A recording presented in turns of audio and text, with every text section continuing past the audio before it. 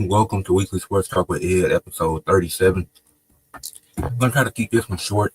I don't got a lot to talk about today. I'm gonna cover some New Japan, some volleyball, X factors for the NBA for the Western Conference teams, and the TNA Sacrifice recap. That'll be to end it off, to end the podcast. But to get into some New Japan, the New Japan Cup Series been going on in New Japan Pro Wrestling right now. The first two matches, it was Yua Umura against Sonata. That wasn't that great. Sonata is apparently the new leader of the Bullet Club, but he's been taking a lot of losses, and everybody else in the group is winning. But then when they had their tag team match throughout the series, they end up losing because of Sonata and his tactics, because he isn't getting the Bullet Club to where they need to be. Evil beat Yoda Toshi. I'm butchering a few of these names because it's New Japan. I'm just getting back into New Japan and TNA this year, but that wasn't that great of a match. I don't know if I want to go through all these matches, but it was Drilla Maloney had a great match against Tomohiro Ishii. Tomohiro Ishii has definitely been improving. I've seen some of his stuff in AEW. He's definitely got better. They didn't get far in the tournament. He lost in the first round, but it was solid. It was a solid match. Gabe Kidd is who's really been showing up. Gabe Kidd's been looking great in this tournament. He ended up losing Laz a day or two ago in the tournament, so he's out of it now. But Gabe Kidd's definitely growing on me with good matches, with some good promos. He's looking solid. TJ Pearson, New Japan Pro, if anybody was wondering what happened to TJ Perkins, he's in New Japan Pro now. He lost his match, and I'm trying. Who did he? He lost against Drilla Maloney, who's been going crazy in the tournament. Like I said, he's been having some. Drilla's been having some good money. He's some good matches. He's also a part of the Bullet Club. Zack Sabre Jr. just came back recently, really just trying to cover all the main stories in New Japan Pro throughout the tournament. Because I don't think that she goes through every match. That's not all the matches I work talking about, but it's definitely been some stars being made in this. Obviously, Zack Sabre Jr. lost last month to Hikaru Gatu for the IWGP World Heavyweight Championship. So now he's back in the tournament, and I think he had a match earlier today. I'm gonna have to check it out later today because I was not getting up early in the morning to watch it live. I just catch replays for the New Japan stuff. But Zack Sabre Jr. is back, and he's had some solid matches since coming back after losing his championship. Shota Umino beat Great Okan in a solid one-on-one match, and these are basically the main matches that were good that I'm talking about. And a lot of the one-on-one matches in the tournament have been good. Now the format of the shows, because it's like a few tag team matches, like 8-man, 6-man tag team matches they do before they get to the main tournament matches. And it's like everybody in the tournament, even if they're not in the tournament match, even after they lose, they still have something to do because they're fighting in a tag team match or something like that. So a lot of these guys, they get opportunities like before the match, they get a chance to warm up and get chemistry with the person they're feuding with in the ring and tag matches the day before, or they do it after the match so they can keep building up the feuds. Because I'm pretty sure Hikaru got to have a title match earlier today. Like I said, I don't catch these New Japan events live. I just catch the replays of them. Great El Phantasmo I like, but I'm still trying to get invested into El Phantasmo because he had a match with Great Okan, but it was a pretty mediocre match in my opinion. But Gabe Kidd has definitely been a standout in the tournament. Drilla Maloney, he's been a standout. Sonata leading Bullet Club is really weird because Bullet Club has always had different leaders throughout the years in New Japan. But now, and then I can go to my notes to tell you who's all in the group and let y'all know what I think about them. Because it's not going to be something that happens all the time where I talk about New Japan.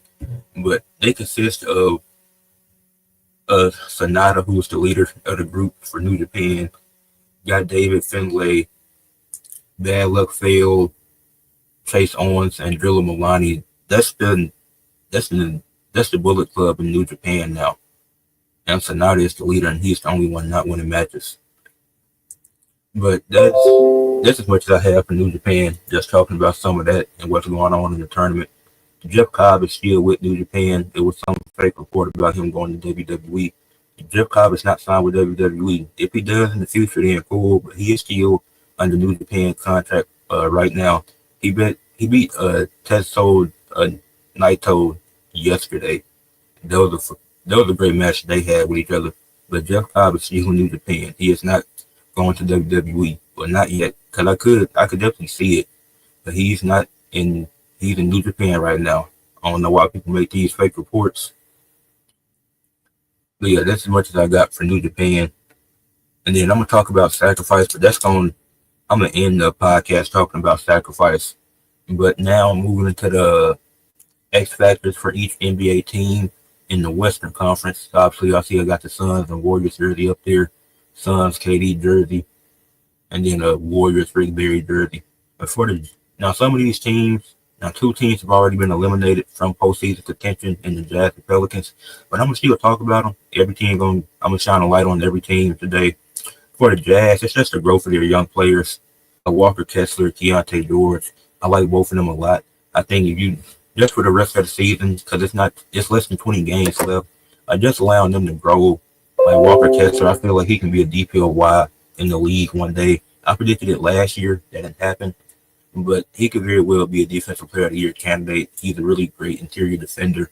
He does a lot of the stuff that Rudy Gobert did for Utah, and he's gonna be just like him. And Rudy Gobert is a 4-time defensive player of the year, so that is a compliment. Like Walker Kessler is gonna be one of the best defenders in the league.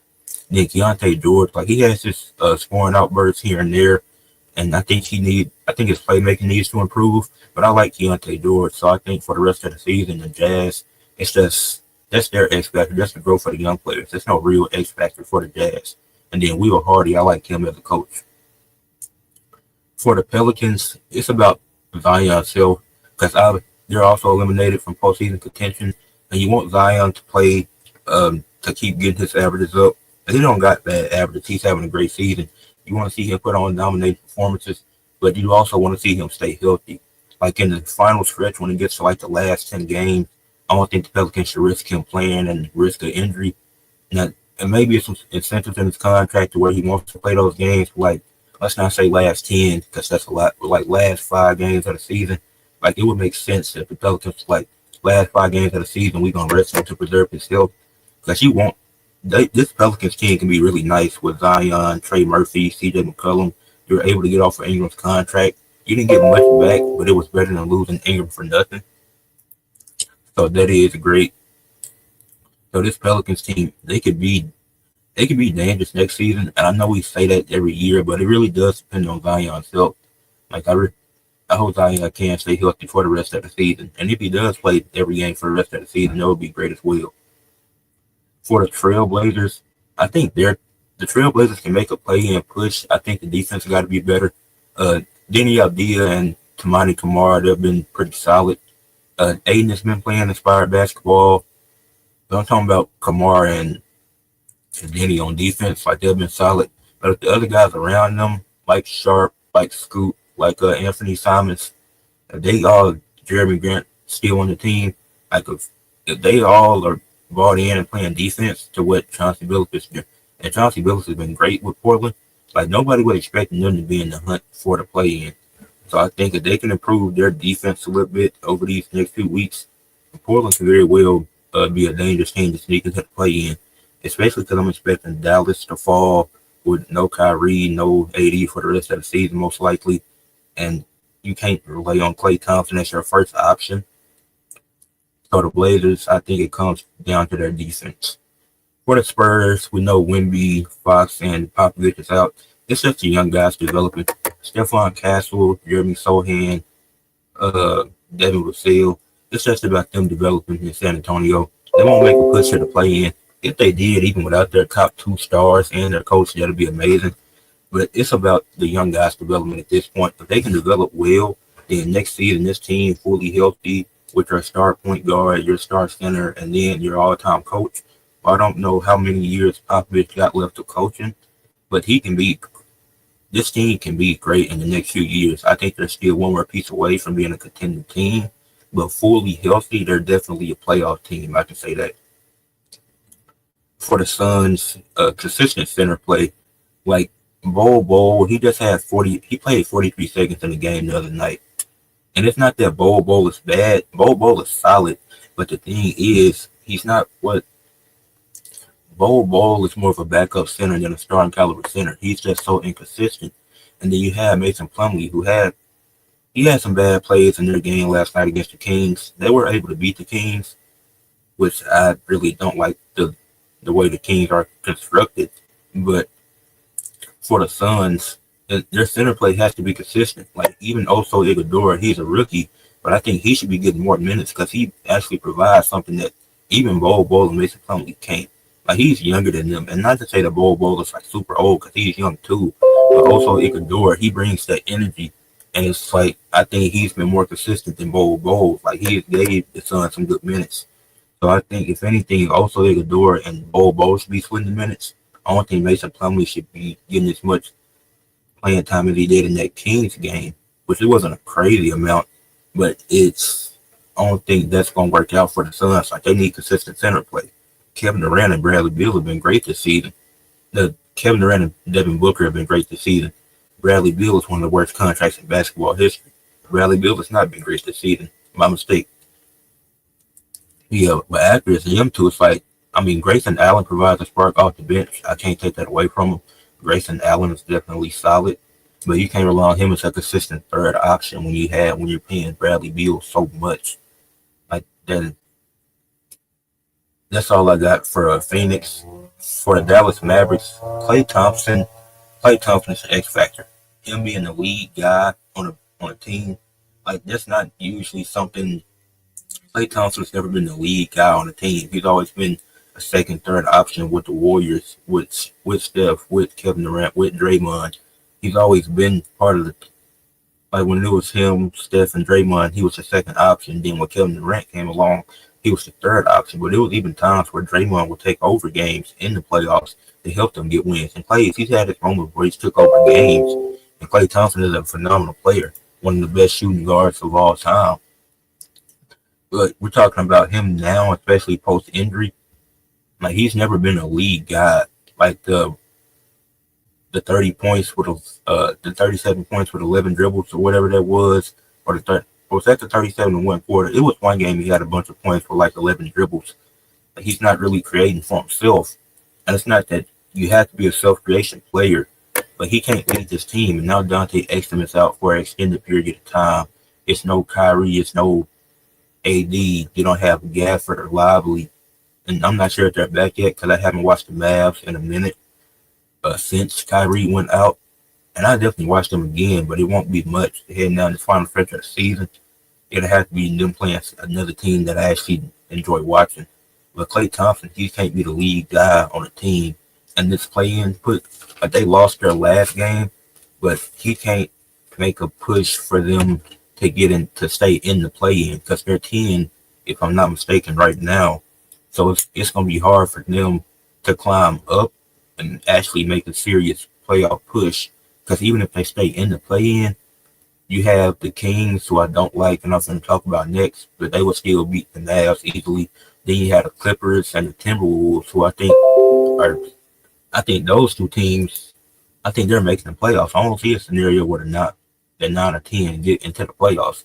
I think it's going to be the Clippers and T-Wolves that get into the playoffs, and that play-in, like that 2 through 7 or 2 through 8, like that's gonna change a lot. Because OKC, they're locked in 1, but 2 through 8 in the West is gonna change a lot. Not OKC like locked in, but the way things are going, there's no way that they don't end up finishing first again this season. But now let's talk about the Kings. Their X factor is point guard play. You have Levine, you have DeMar. Okay, that's cool, but it's like you don't have any consistent point guard play. Like Levine and DeMar, they had good games last night against the Suns, but they had solid games. I won't say good because they definitely struggled early on, and then the Kings of the team struggled from 3 until the fourth quarter. But it's like you have Malik Monk trying to play point guard. You trade De'Aaron Fox for no reason. Then apparently Jeremy Lin is dating the owner's girlfriend or something like that. So I don't know if that plays a factor into it. But if that does, then that could be a conflict of interest because you have a former NBA player dating the owner or whatever, his girlfriend. And he's not Jeremy Lin, Jeremy Lamb. I mean, like he got him telling the owner things, like he's probably listening. Because some of these owners do not be basketball people. Like Nico Harrison, he's not a basketball person. That's why he made that dumb trade sending Luka to the Lakers. Like I'm, even as a Lakers fan, I can acknowledge that that is a dumb trade for the Mavericks to make, and it's because Nico Harrison isn't a basketball owner. He owns an NBA team, but he's not a basketball person. Is what I mean. And he doesn't know a lot about basketball compared to like people that just watch the game on a regular basis. Even people that don't watch basketball were like, "Why would you make such a dumb trade to uh, get an Asian 32-year-old that has injury history, and you had a generational talent in Luka, who you got at the third and fifth pick? Like it's rare that generational picks come after the first two picks, and you got him at 5. So that's kind of insane to think about. But back to the Kings, because we got off topic. But they don't have any point guard play. You traded your. I'm pretty sure they traded Jordan McLaughlin too, who was. I mean, he's 5'11", but he's a solid point guard. Like he's not great, no, but he's solid. He's definitely a solid passer. He won't score a lot of points, but he can get you 8 to 10 points in a game. I've seen him do that before. And you trade both your point guards, leaving you with the most inconsistent point guard play in the league. So you can't make no type of playoff play and push with that. And now some bonuses out, and I don't know for how long. And then I don't really know what your future is, because they said I've seen a report that says Sabonis' future is in question, and it could be fake. But this Kings team, they don't have any point guard play, which just makes it so weird for me to consider this team serious to make a playoff push in the play-in. Like even if they beat the Mavs, they'll get eliminated by the Clippers or the Timberwolves in that second play-in game. The Kings aren't going to do nothing with the way this team is constructed. For the Clippers, their X factor is Norman Powell. He's been their leading scorer this year. He's been good too. I feel like he should have made the All-Star team. I was waiting for Norman Powell to be an All-Star because I felt like he had been the Clippers' best player this season. And that's not to take away from James Harden, because he's been really great too. But Norman Powell's having a good season, leading the Clippers in scoring, but he's injured right now. So if he is healthy come playoff time, then you definitely got to consider this team a threat. I think that OKC would beat the Clippers in the playoff series, but I don't think it's anything to be handled lightly. Like I don't think OKC is just going to be running through sweeping teams. Like even the Timberwolves, I feel like they can. If OKC plays a team like the Kings or the Mavs who somehow get out to play in, then yeah, I would say OKC can sweep them. But I can't see OKC sweeping the Clippers or the T-Wolves, and I'll get into the T-Wolves in a second. For the Clippers, I think if they were to face a team like OKC first round, they would lose, but I don't think it'd be no easy series for OKC. Like I could see it being a close 5-game series, or the Clippers pushing it to 6, based on this Norman Powell is healthy. Because this team have guys with playoff experience. You got a championship winning coach in Tyronn Lue. So this Clippers team is not to be taken lightly, especially with Norman Powell healthy. Because you have Norman Powell, James Harden, and Kawhi Leonard. That's going to be a hard team to stop for a lot of these other teams. And the Clippers, they still got time to move up in the standings, because it's really close. Between that 2 to 7 or 2 to 8 spot, it's close between a lot of teams in the Western Conference. Like, we're going to see some things change like, the standings are changing every day. Like, the Lakers just went from, 2 to 5 in the span of 2 days. That's how crazy it is in the West. Now, for the Timberwolves, who I talked about a little bit, their X factors are Rudy Gobert and Julius Randle. And for Julius Randle, he had such a bad shot diet and shot selection. It's like, is he going to change that come playoff time? Is he just going to let Anthony Edwards take over and be the guy, which is what should happen? And then you know that he was injured early in the season, but I think he'll be healthy. I think he'll be healthy down this final stretch and down to the playoffs. But it's like, can he be unselfish and be like, yeah, this is Anthony Edwards' team, let him take over. And then if I need, and obviously I'm going to get my 20 points per game, but Anthony Edwards, we need him scoring 30 points per game. Not because the team is bad, but because when it's playoffs, we've seen Anthony Edwards step it up. And we've seen the Timberwolves have close playoff series that they could have won. They could have beat the Grizzlies a few years ago in that series they lost in 5. Because they could have won that series in 6 realistically when the Grizzlies were a 2 seed. They had their chances against Dallas. Like the fact, I think Dallas swept them or they won in 5, and that was surprising. but we seen them take on Denver and win because they still had depth. And then I say Rudy Gobert because he's the 4-time Defensive Player of the Year. And I know a lot of people talk about his defense. I feel like he's not just the 4-time Defensive Player of the Year for nothing. Like perimeter paint defense is so important because that's the easiest shot in the game. So him being a good interior defender is so crucial to the Timberwolves' success. It was so crucial to the Jazz's success when they had him. So it's like Rudy Gobert, his defense still gonna be good, but if he's on an island with Luka, I don't know what fans expect because Luka would do that to anybody. But I think of Rudy Gobert, like I think he's improved over the last few years on the perimeter. Like he's not this excellent perimeter defender, he never will be. But I think he's improved and he's showing effort to improve to try to get better. It doesn't mean he will be better, but he's showing effort and actually trying and getting out there. Which that's why I respect Rudy Gobert's defense and I praise him so much as one of the best defenders in the league. So I think him and Randall are super crucial to this team, especially with the lack of spacing with them two, if you had them starting. So yeah, for the Warriors, Jonathan Kuminga, he just came back and he was solid in his return game. He's definitely the X factor for this team. Like he was out for a long period of time, but like Steph and Jimmy, you know they're gonna step up, but now you need that third option, that third scoring option. Because Draymond is the third best player on the team, but he's not the third scoring option. Draymond does a lot. He facilitates, he rebounds. If you need him to score, like he led the Warriors in scoring against the Kings the other night, and they were able to get that win. So Draymond does a lot, and he's that enforcer for the team. That's why he's their third best player behind Steph, behind Jimmy. But Kuminga is the third scoring option because even if you have him starting and coming off the bench, no matter where he's at, it's only you get defense, and he can rebound. But he used to be able to put the ball in the basket. And he's done that a lot this season. So if I think he can continue that in the playoffs, this Warriors team can make a deep run, and this Warriors team can move up in the standings over these next few weeks to maybe even get home court. Maybe get to the 4th seed and have home court in the first round. Like I can very well see that for the Warriors with how well they've been playing since they got Jimmy Butler. For the Rockets, their X factor is Jalen Green. I've never been a huge Jalen Green fan. He's a good player, don't get me wrong, but I don't know if his style of play is going to translate to the playoffs. And you can make the argument for Sengun too, because the Rockets don't have a true first option. That's why I'm glad they didn't do anything at the deadline, because in the playoffs, you're going to see, well, who's the guy? Like, is it going to be Sengun who takes over, or is it going to be Jalen Green? Like, you can see who's the guy, and you can see the other pieces around them, and see, oh, we need to move on from either this player or that player. Like maybe Jabari Smith is the odd man out. Maybe we had to get rid of a Dylan Brooks to get something better. Like that's what the Rockets are going to be doing. Like they're having last season they were good. They finished 41-41, a few games out to play in. This season they're improved. They're a top team in the West, fighting for home court. They're in third right now.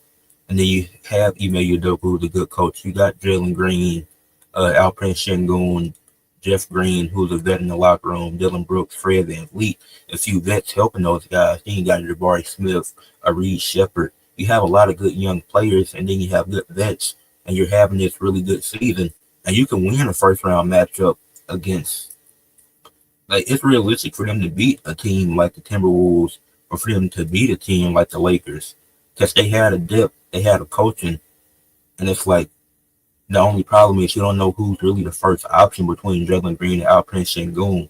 And that's a good issue to have because then the other guys behind them, you see, oh, maybe if you get into a playoff game and somebody goes down with an injury, let's say Fred VanVleet has to go down with an injury, and knock on wood, I don't want nothing to happen to him, but then you bring in Reed Shepard, and then he has a spark, and he wins you a game 3 in the playoffs to send you up 2-1.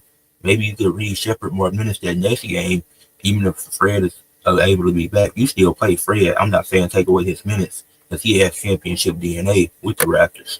But that's what the Rockets are going to see in this playoffs. Who do we need to keep and who do we need to move on from? And then if they go deep, there's no reason for them to make no super drastic move. But if you do have an offer on the table to get a Kevin Durant, depending on what you give up, I would say take it. It just depends on what the offer would be. Because if it's a lot to where you have to get your roster, then I don't know. But if this team does get to like a Western Conference Finals and loses in 6 games, that's a successful season for the Rockets. Because people expected them to be better, but nobody expected them to go to the conference finals when you had the Lakers, Warriors, Nuggets, Timberwolves, and OKC all in that same conference. And OKC is likely going to be in the conference finals at minimum, but it's about who are they going to face there. Because I think OKC is the title favorites at this point in the season. And now, as I mentioned, the Lakers, let's talk about them. The Lakers, their X factor is how well the other players play without LeBron and Luka. And it was displayed last night in the Nuggets game. The Nuggets are When the Nuggets played the Lakers not too long ago with LeBron and Luka, the Lakers won that game because Jokic, he shot 2 of 7. They forced him out of a lot of his spots. And then JJ Redick, he just did a great job coaching. And in this last Nuggets Lakers game, JJ Redick did another good job coaching with no LeBron, no Luka, no Rui Hachimura. So you had Austin Reeves and Nolan Connect. They went out and they showed out. The Reeves had 37, Connect had 32. Connect had a hard fall too. Luckily, he was all right. But this team, they played down. It was a down to the wire game. It was a game of runs as usual. It took for Jamal Murray to hit a clutch three to end the game. And you can say it was a moving screen on Jokic. But, I mean, at the end of the day, the Lakers had their opportunities and they blew it. But the Lakers played very competitive, even without LeBron, Luka, and Rui, who are 3 of their top 4 players on the team. Like I say, Reeves is our 3rd best player and Rui is 4th. But the fact that out of our top 4 players, we only had 1 and we were able to compete with the Nuggets, it shows that this team can definitely be dangerous. And I think we lose in the second round, but the Lakers team ain't to be played around with. Like this team is definitely a very solid team at full strength. For the Grizzlies, no, not for the Nuggets. They're the next team I had. The Nuggets, their X factor is Michael Porter Jr. Like his shooting is so inconsistent for me. Like and then he doesn't get to the free throw line as somebody that's 6'11". Like he should be going to the paint more. Like Michael Porter Jr., he takes way too many threes in my opinion. He needs to get to the paint more. He needs to be more aggressive. And if he adds that extra aggression, this Nuggets team is going to be like I don't trust the Nuggets because they're only a 6-man team. Like, Jokic is phenomenal, and he's having another MVP level season. And I think Shea should win MVP, and I think Tatum should be in that conversation. But that's not what we're talking about today. Maybe we'll talk about it a little next week when I do the X Factor for the Eastern Conference teams. But for the Nuggets, it's Michael Porter Jr. He has to be the 3rd option. Like you can't rely on Aaron Gordon to be the 3rd scoring option because he has to do so much more. He's playmaking, he's rebounding, he's playing defense, he's doing all that. Michael Porter Jr. isn't doing a lot of that. He's just shooting a lot of threes, and sometimes he's making them, sometimes he's not. But he has to be consistent come playoff time. Now for the Grizzlies, Jaren Jackson Jr. is rebounding. He's averaging career highs in everything except rebounding. He's only averaging 5.8. And I know you have Zach Edey there next to you, but it's a defensive player of the year caliber player. And I think it should be Evan Mobley this year with Wemby out. And Jaren Jackson, he's still in the race. But you got to be averaging more than 5.8 rebounds. Like that's going to be crucial in a playoff series. Like rebounds are so important to close out possessions on defense, to get extra possessions on offense. Like his rebounding is going to be so important if the Grizzlies want to get deep. Because if you got to face the Nuggets and you're going against Jokic, who's getting 13, 14 rebounds in a game consistently, like he's going to be out rebounding you every time. If you go against the Timberwolves against Rudy Gobert, he's going to be getting those rebounds consistently. Even over at Edey as well. Even in Draymond, like he puts in the effort to get the rebounds. Like Josh Hart, he's 6'4", but he's averaging more rebounds than some centers in the league. And I think he's averaging more than Jaren Jackson. Even though he's a power forward, he should still be getting more rebounds than a 6'4" shooting guard. But that's a lot of people's main issue with Jaren Jackson. I know people talk about his threes and he does shoot a lot. My main issue is that he isn't getting enough rebounds for a power forward that's 6'11", and this was before Zach Edey was there. So that's my only thing with Jaren Jackson. Like for the Grizzlies to get deep, he has to be able to rebound. He has to be averaging more than 5.8 rebounds per game. Because I think Josh is gonna have a great playoffs, and I think Jaren Jackson will be great too. But I want Jaren Jackson to be amazing, not just great. And he can be amazing if he is getting rebounds, closing out possessions on defense, or getting extra possessions on offense. And then for the last team, for OKC, their X factor is Chet and Isaiah Hartenstein. Like they've both been in and out of the lineup this season with injuries, so I think it's important that both of them stay healthy, especially come playoff time. That you're gonna need both of them Like OKC struggled with rebounding throughout the season, but it's been because they've been out consistently. Like J-Dub has played center a little bit, but they have to be healthy for OKC to go deep. Like if one of them is out, there is a possibility that they lose to some of these other teams in the playoffs. And that, like the Warriors, with the way that they're playing, like I'm not saying that they will. Like OKC, I think it's the title favorites at full strength, but they got to have at least one of them playing. Now, if you have both, that's great. If you just have one of them, that's still good, and that team is still solid. But if you don't have either one of them, that's going to hurt them come playoff time. But hopefully, both of them can stay healthy for OKC to go deep and go to the finals this year. Let's talk about a little volleyball for a second. It's two people in the MVP race, I say. I don't know if the Pro Volleyball Federation does awards and stuff at the end of the year because it's just their second season.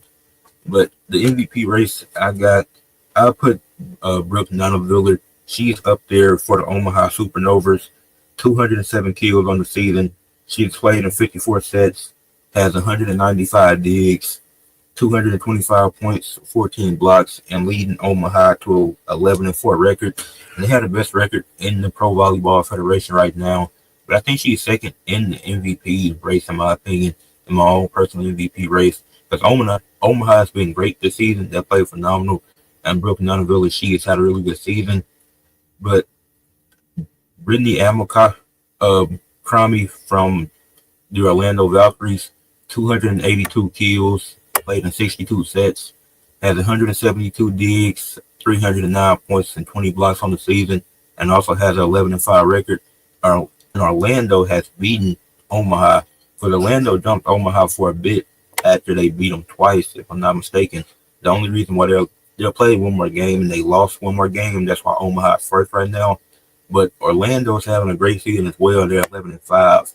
Now after that, the standings get a bit tricky because I forget who's in third place, but they're 9-8. So it's like the 3 through 8 in the Pro Volleyball Federation. Those teams, they're also around the same range. Like the Columbus Fury have been having a terrible season. And then you got the middle of the pack teams like the India Ignite, the Atlanta Vibe. They kind of in that middle. But Omaha and Orlando, they're the two best teams in volleyball right now. But I say Orlando's the better team because they're beating Omaha twice this season. And I'll put Brittany Abercrombie as the MVP favorite right now and put Brooke Nunaville as second. But it's a tight MVP race. You can't go wrong with either one of them, to be completely honest. Then for athletes of the week, I usually end with athletes of the week, but I'm gonna do the athletes of the week now, and then I'm gonna talk about TNA Sacrifice to end the podcast. So for athletes of the week, for golf, I went with Sergio Garcia. Had a -18 winning the Live Golf Hong Kong tournament. He was 4 ahead of everybody in that tournament. Like it was the second round where he got off and he started dominating because he was in the top 5. Then he moved up to first and he essentially just took over from there. For the NBA, I'm gonna go with Nikola Jokic.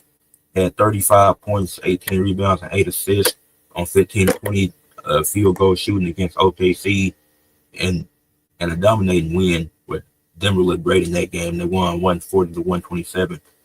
Then Jokic had 34 points, 8 rebounds, and 4 assists against the Timberwolves. He shot 13 to 23. The Timberwolves ended up winning this game.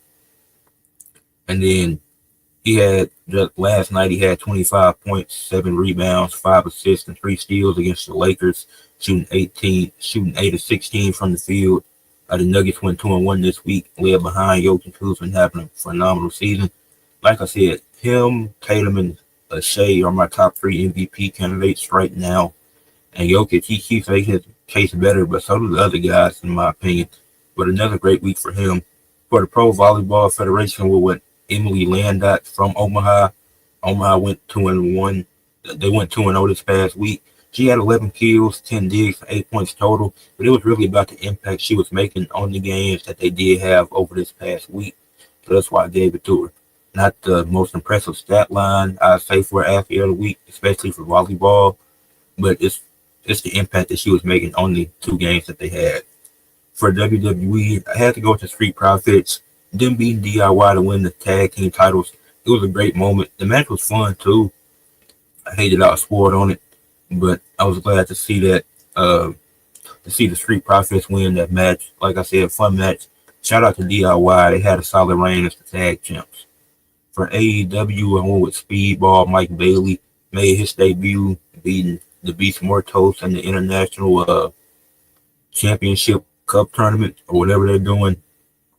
So he's advanced next week in a Fatal 4-Way, along with Orange Cassidy, and two more people are going to be in it. And whoever wins is going to face Kenny Omega for the International Championship. But shout out to Mike Bailey, because that was a fun match. It should have main evented just past Dynamite. And then for New Japan Pro, I went with Gabe Kidd. Went 1-1 in the New Japan Cup tournament. He's cut some good promos, had some fun matches. Even so, I had to go with Gabe Kidd. But now I'm going to talk about TNA Sacrifice, the last thing I'm going to talk about for this podcast. The kickoff show, you had First Class versus Laredo Kid and Octagon Jr. This was a solid tag team match.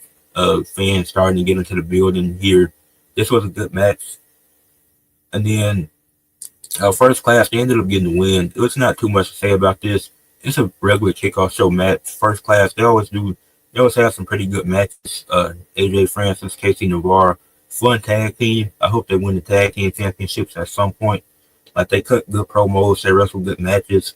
Then Laredo Kid, Octagon Jr., they had a solid showing in the match as well. And then before the kickoff show went off air, you had Mance Warner and Sami Callihan. Like, they have been built. The way they built this feud had been amazing, with Sami Callihan being so obsessed with the whole 23 thing that they were doing. And then Mance Warner, it was real. It was him and Steph DeLandre. They showed up. And then you had continuous brawls over the few weeks with these two. They tried to do a one-on-one match on Impact, but that couldn't happen because they're so obsessed with each other that they just started brawling. And obviously Steph DeLandre, she had to get involved in this match some way. But their brawl started on the kickoff show. The first match was supposed to be Tessa Blanchard versus Lee. That was supposed to be the first match of the show. But since Mance Warner and Sami Callihan had already started brawling in the final 2 minutes of the kickoff show, their street fight just started to show instead of Tessa Blanchard. Like, I don't know if that was planned or if they did that on the fly. That was a really cool moment, and it showed how much heat and animosity they had towards each other, and it shows the TNA they picked up on. And it was like, you know what, Tessa Blanchard and Lee, they match can wait, because we getting the street fight out the way now. And then you had a spot where they were using staples against each other. This was a really cool match. I don't really know what purpose the digital media title holds that Steph DeLandre carries around with her, but she got involved in the match. She ended up helping Mance Warner get the win against Sami Callihan. This was a really fun match. It was a fun street fight. Both men looked good in the match. You didn't make Sami Callihan, he still looked strong even taking the loss. But I enjoyed this match from start to finish, and I like how they started with the brawl. Just the kickoff show. We're going to end the kickoff show with these two brawling. That's how we're going to start the main show. So that was great. Then you had Tessa Blanchard versus Lee. It was a normal one-on-one match. I feel like it was a solid match. Tessa Blanchard ended up getting the win. It's not too much to say about this. Like, even though Tessa Blanchard is a heel, she didn't have to do many heel tactics to beat Lee. And Tessa Blanchard, she's going to be going after the Knockouts Championship, and she should. I mean, I know people got their personal feelings about Tessa Blanchard, and so she may have said in the past, but as a wrestler, she is one of the best in TNA, probably. But she's definitely in Masha Slamovich's reign as the TNA Knockouts Champion. But it was a good match. It was great that Lee, she got to be featured on the pay-per-view, because I don't think she was on Genesis.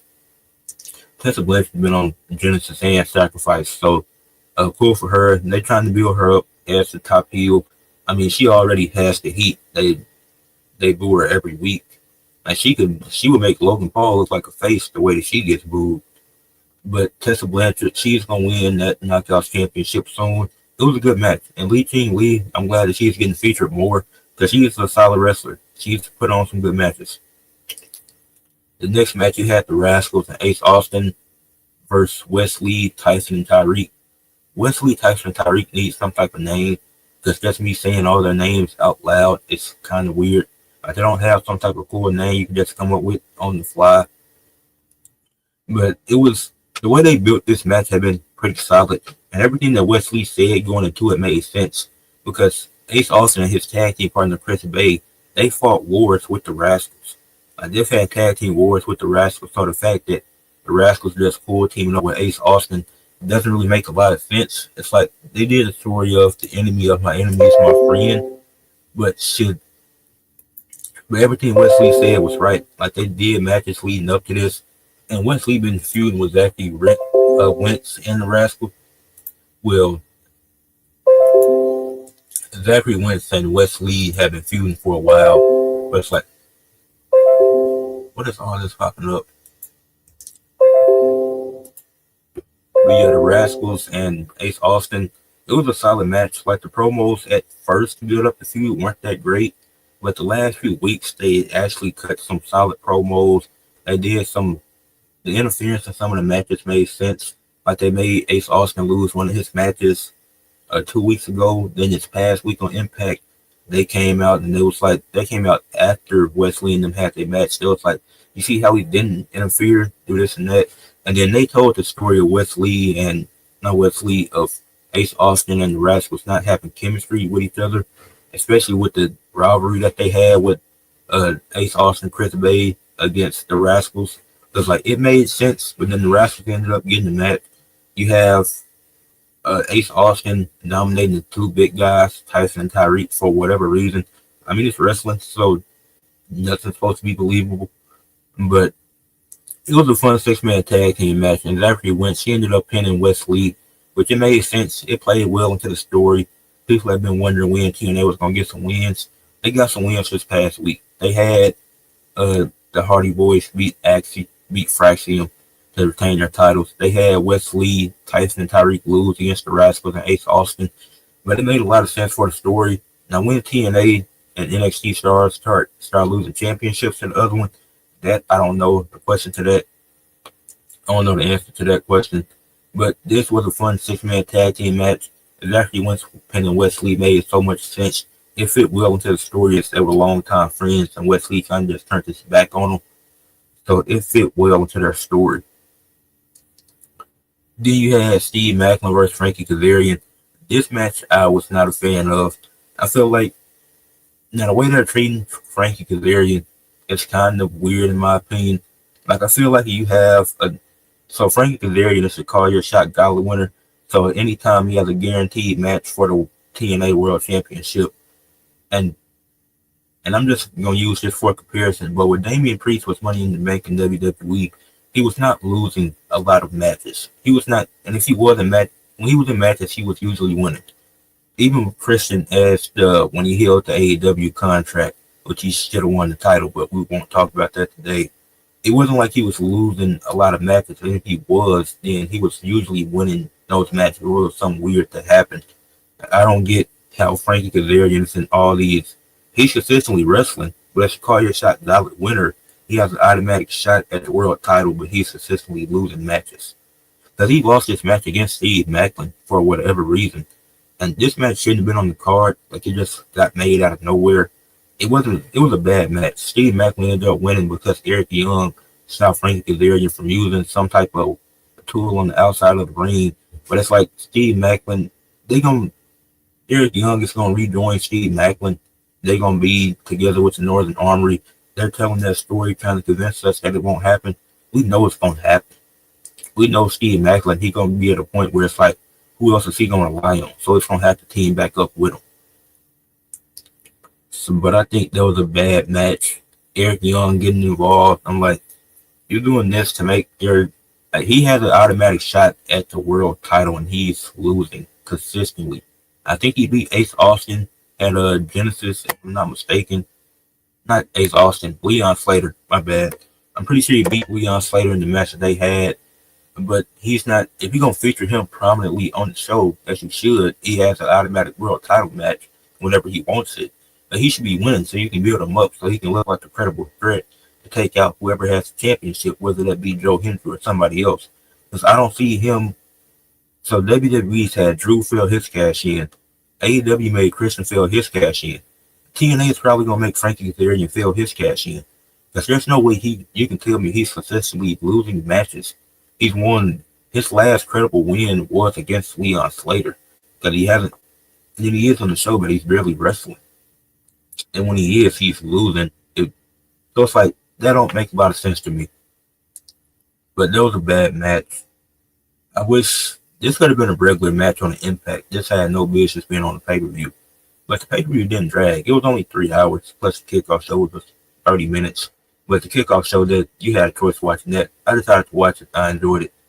But after Frankie Kazarian and that match, you had Spitfire versus the Elegance brand for the Knockouts Tag Team Championship. And what was funny about this match, it was a 3-on-2 handicap match because Elegance had their personal concierge on their side in a 3-on-2 handicap match for the Knockouts Tag Team titles. Even though Spitfire beat the Elegance brand. Now I figured the Elegance brand would win these titles anyways. They should have just did it last time they had the match. I feel like they stretched out the story. It was unnecessary. It didn't go on too long, but I don't really see the point in why they did that. But the Elegance brand ended up winning the match. The personal concierge, his outfit was terrible, but his outfit looked crazy. Y'all gonna have to look it up for yourselves, because I'm not gonna look it up. I had to see it last night. But it was a fun match. The Elegance brand ended up winning. They're finally the Knockouts Tag Team Champions. I don't know where Spitfire goes from here, but then after the match, you had the Metal Girl show up, just made their presence known, and I like that because that's gonna help build up the tag team division in TNA. Because obviously WWE not doing nothing with the women's tag team championships, but TNA they put effort into Spitfire and the Elegance brand story. So if it paid, and the payoff was the Elegance brand finally winning after going through so much, and now you have the Meta Girls come to TNA. Are you taking advantage of this partnership? And if they win the titles, that'd be great because not only will it show that championships can change hands in between NXT and TNA, but it also shows the fans that it shows the TNA fans that they're putting the effort towards building up this division, building up the tag team division. Because TNA is putting in a lot of effort into each division they have for the championships. Because it feels like their feuds feel important and feel like it's going to lead to something. Like Sacrifice did a great job of making, and the build up to Sacrifice, it was great making most of these stories feel like there's going to be some type of big payoff in the end, which I'm going to get to in the next match, which is Mustafa Ali versus Mike Santana. This was a really great build to this. You had Ali basically take the spotlight away from Mike Santana after he got a passionate promo in the ring about beating Eric Young and basically not Eric Young, Josh Alexander. And then you built that up like Mike Santana, he was mad, like he wanted to get his hands on Ali. Then you got Ali and his group, like they targeting Mike Santana consistently. You had Mike Santana have to take a drug test. You had the guy that brought Natasha Steele the coffee that she had to give to Mustafa Ali. Like they did a lot of good segments with this story. They actually told the story of Mike Santana being a former addict, like he was addicted to drinking. And then the fact that you had beer in this situation, you had wine and stuff to really build up this story. And it's like Ali trying to make him go back to his old ways. And then you had interference in the match, and it was a lot of interference. But for this story, I don't mind it because Mike Santana is built so the way people talk about people being overbooked. Mike Santana ran through the system. He beat all 4 members of the system last year. Then he also beat Josh Alexander in an I Quit match. So it's like he's booked really strong, and I don't mind it because Mike Santana is great. I know Mike Santana since he was with LAX back in the day, but it's like he's booked super strong. So the fact that it took 3 people interfering on the outside for him to lose his match to Ali, that's like wow. So it's like I think Ali could be a champion in TNA, and the story is going to be him always needing interference to win these matches. I'm not mad at it because it makes sense for Mustafa Ali's character. But Mike Santana ends up losing the match, and he don't look he was pretty furious backstage with Santino Marella. I don't know why he started grabbing Santino like it was his fault that he couldn't do nothing about it. Like you don't have any friends on your side to help you in that situation. So Mustafa Ali takes the win. But I hope they move on from it. Like I don't think you need to do another match. Cause I feel like that's going if you do another match, Ali has to win again. But like you shouldn't do another match and have Mike Santana get the win. I don't think that will help Ali in this case. Cause then you have to ban people from ringside. Then it's gonna show that Mustafa Ali isn't as tough as y'all want to present him. So I hope this is the end of the feud. I hope this was just the only match they had. Because Mike Santana and Ali, they can move on to different things and do different stuff. And if you want to revisit it in the summer or in the winter when one of them has a championship, you could very well do that. Like let's do it around fall time. Like revisit it when Ali is an X Division champion, and then Mike Santana, he's the one that ends Ali's reign to get the championship. That's what you can do. Like we don't have to immediately do a rematch between these two. Like you can wait it out and have them do other stuff before you get back to that point. And then the next match was Masha Slamovich defending her knockout championship against Cora Jade. A lot of talk about Cora Jade and her in the ring. And this match wasn't phenomenal, no, but it was a good match. Cora Jade looked good in this match. I enjoyed it from start to finish. There was some cool moves. They both got in a bit of offense. The way Cora Jade started the match off was great too, playing into her character as a heel and showing like she's not going to take Masha lightly. Like before the bell even rung, or as soon as it rung, she attacked Masha Slamovich. She wasn't letting her pose with the title. Like she's letting her know, I'm trying to win this match. I'm trying to win this championship. It was like they did a great job with that, and it was a great match. I enjoyed it. Masha Slamovich retained the championship, and that was the end of it. And Tessa Blanchard didn't come out there, but it's leading to Tessa Blanchard beating Masha Slamovich for the title. That's all that it leads to. Tessa Blanchard gonna beat Masha Slamovich for the Knockouts title. People are gonna be mad at it, because of who she is as a person. But as a wrestler, she is amazing in the ring. I cannot take that away from Tessa Blanchard. But Masha Slamovich, I like Masha Slamovich. I'm enjoying the run that she's having as TNA champion. She's cutting good promos. She's putting on good matches, and she's only 25, 26. So she's going to be a multiple-time TNA Knockouts champion. The next match, you had Jeff Hardy versus Moose in a ladder match for the X Division Championship. The way that we got to this match, you had Moose taking multiple pins to Jeff Hardy. So it's like, in the system, they've been feuding with the Hardy Boys for a minute. So I guess, but it's like, Moose, even in this build, like, that made Moose look weak. Obviously, he lost the match to Obafemi, and he didn't look weak in that. But it's like, you had them attack. You had Obafemi take out a bunch of security guards, and it took for all that, and even people in the system, for Moose to actually lay out Obafemi. Like, even in the matches with the crossbrand itself, they made Moose look weak going into the Obafemi match. Going into this match against Jeff Hardy. Like, Moose is your X Division champion. And I know he was a world champion before and he lost it. Then he went after the X Division championship to build up the mid-card scene. But he shouldn't be losing these random matches. I don't care if it's a tag team match.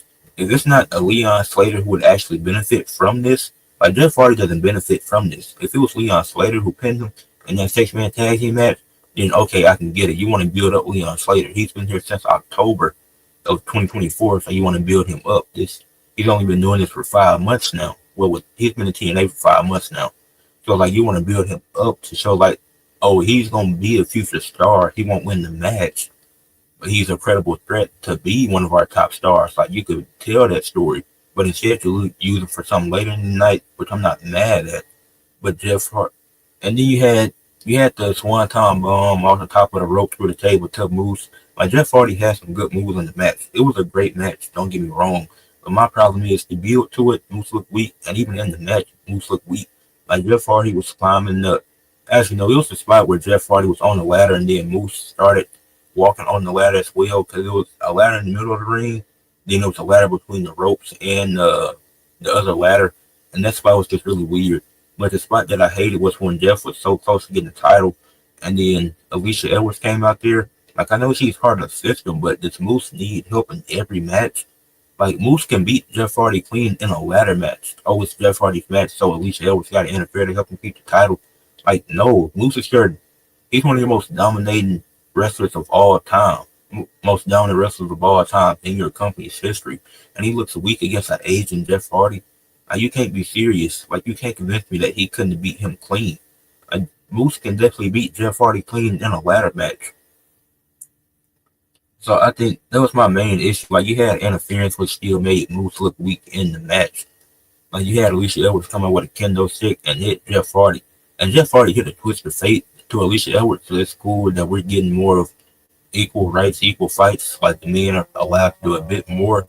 Not super crazy like the Attitude Era, but at least the men can at least get some type of get back on the women in these companies. They let Jay White do his finisher to Rena Shafir on at World's End AEW.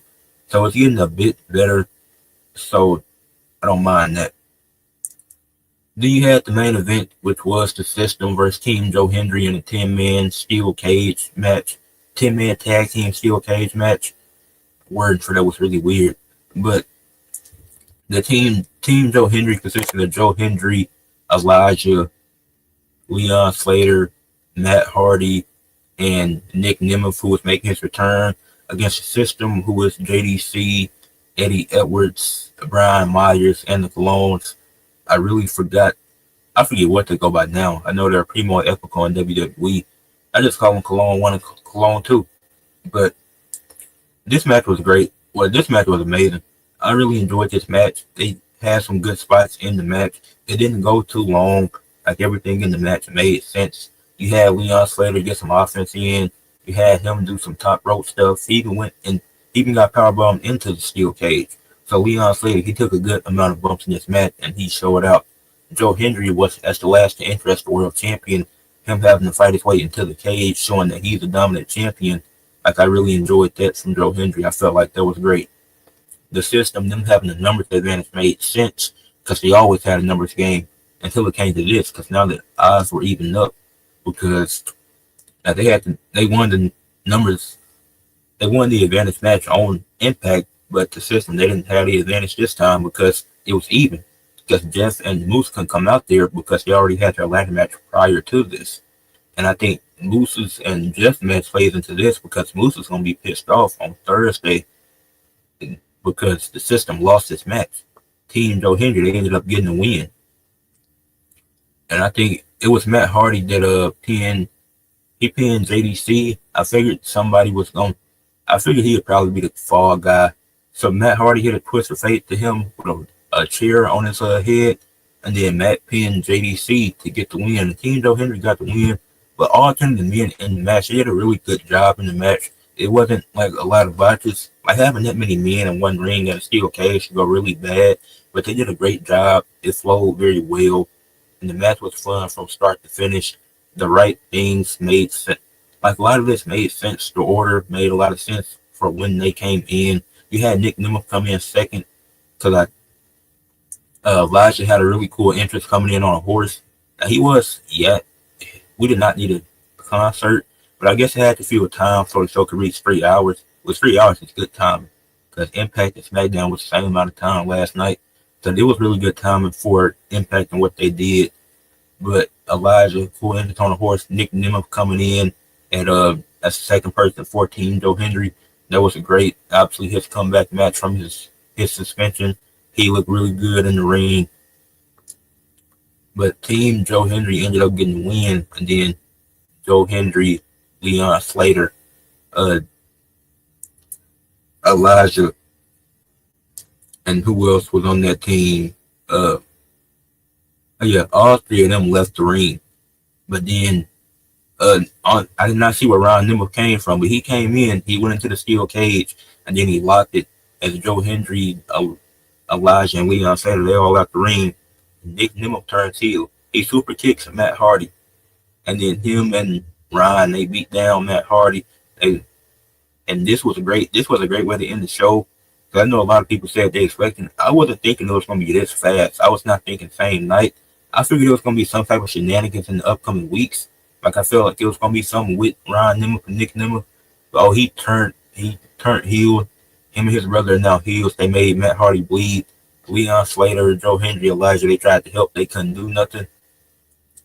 And then Matt Hardy and Matt Hardy, he was left in the cage bleeding. So now the Nimmer brothers are gonna go after the tag team titles most likely. I could see Nick Nimmer getting a rematch, but this makes a lot of sense because of what Matt Hardy said when he was on the phone with Nick Nimmer. He was like, "Nobody likes your brother," and Nick Nimmer was like, "That's his brother." So obviously he's gonna protect him at all costs. So you're telling me that? Oh yeah, I can team with you and get a win, but after this match, buddy, you're cooked. So that they're gonna mention that. That is gonna come up, and if it doesn't, I'm gonna be mad. Like that has to be mentioned. How he said that no one likes his brother. That stuck with Nick Nimble, and I'm glad it did because now when they win the tag team titles, it's gonna make a lot of sense. And I can see Nick Nimble getting a rematch for the TNA title, like he accept one of Joe Henry's open challenges, but I don't think he should though, because you don't want Nick Nimble to come back and automatically lose his first one-on-one match.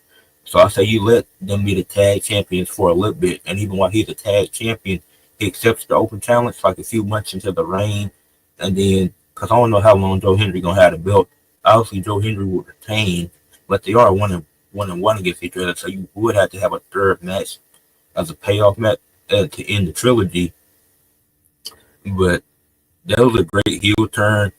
Sacrifice, I said it could be phenomenal. I was wrong about that, but it was a great. I'll give it an 8.5 out of 10. Because the worst match was Steve Macklin and Frankie Kazarian. I really did not like that match. And then Moose looking weak. I didn't like that either. So that's why the rating goes down for me. Those are the two main things I had an issue with on this card. But the best match was the 10-man steel cage tag team match with Team Joe Hendry beating the system. You had, and then JDC was the only one that brought a weapon into the ring. He was the only one that brought a chair into the ring. But the match was great from start to finish. It had a good pace. All 10 men did their thing. It wasn't like a lot of botches. It wasn't like, I don't even think there was any botches. There might have been a few because like how clumped together everything was. But if it was, it wasn't no recognizable botches in the match. And then for TNA Athlete of the Week, I'm going with Joe Hendry. He went 3-0 this week. He beat Ryan News in a 10-second match, and the segment was kind of funny. He beat Hammerstone in what was a really fun main event to end Impact.